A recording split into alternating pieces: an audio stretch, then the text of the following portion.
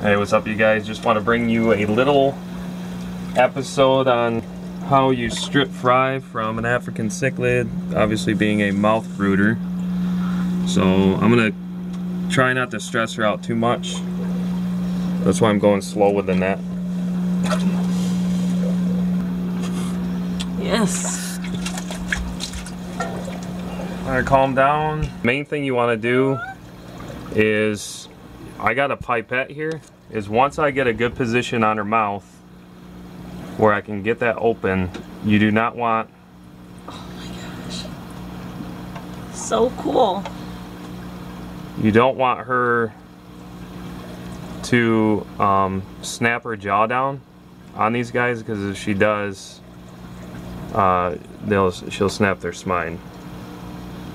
No way. Like, get in here better. So obviously these guys are only, I mean, they're just eating through their egg sac now. So, which is fine. I mean, you can strip them really at any point. I usually like to wait until they're pretty much through their egg sac. And I would say this brood is probably between 30 and 40. Are you doing anything with suction, or are you putting water in her mouth, or are they just dropping out? I'm letting them drop out. You can actually, literally shake them up and down if you want to. And that's a common way to do it too, is just hold. You can use your thumb to hold down. My hands are a little too big, so that's why I'm not using my thumb. And ideally I wouldn't use a nail, because you're just gonna have scratching her. So just kind of holding that mouth open, trying to make her feel as comfortable as she can.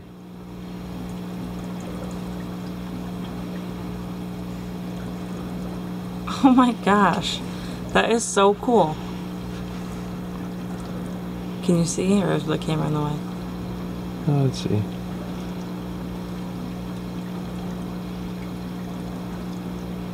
Alright. I think I see one. Yep. Alright, I'm just going to change the position a little bit with my hand. The main thing is just patience. I mean, I've seen people where they just completely are just like shaking these guys up and down. I mean, I guess put yourself in the position of the fish. Would you like to be shook up and down? Probably not. So I guess the way I look at it, don't breed if you don't have patience to be doing something like this. It just takes time. Like, I didn't snatch her up with a net. You know, I try to make them as comfortable as I can.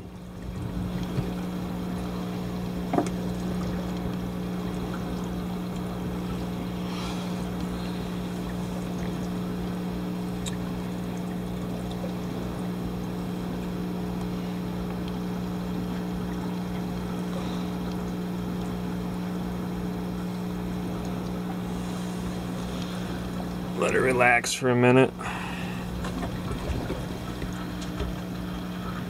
There's your babies, Mama. Let's see if there's any more in there in a second. Let's see what a view from up top looks like.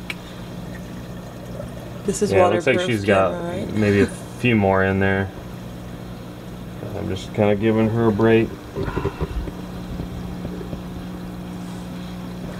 She's like, I'm gonna put them back in there.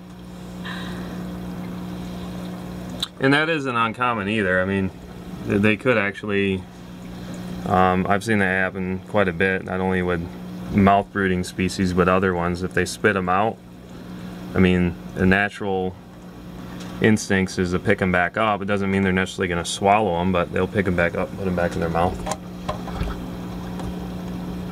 I think she may have put one or two back in there. I don't think so.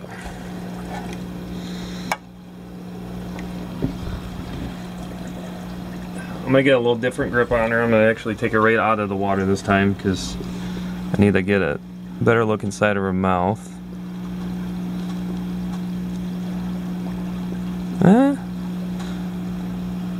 Might be a couple more back there. Yep. One. Kind of just pinching her cheeks like you would to a little kid. At this point, I'm not hurting her. I'm not putting any pressure on. I'm just kind of holding that open enough where she can spit them out.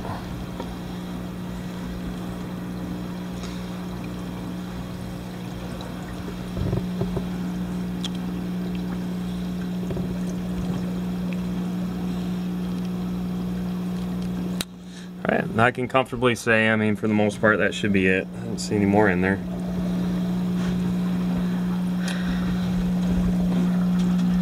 You can see her kind of shimmering right now. That's normal. She's irritated at me. She's like, where's my fry? They're supposed to be in my mouth. Now I'm throwing my whole equilibrium off. My balance is off. That's normal for them to act that way. She's used to having some weight. What one was her mate? Front. This is the male. Right there.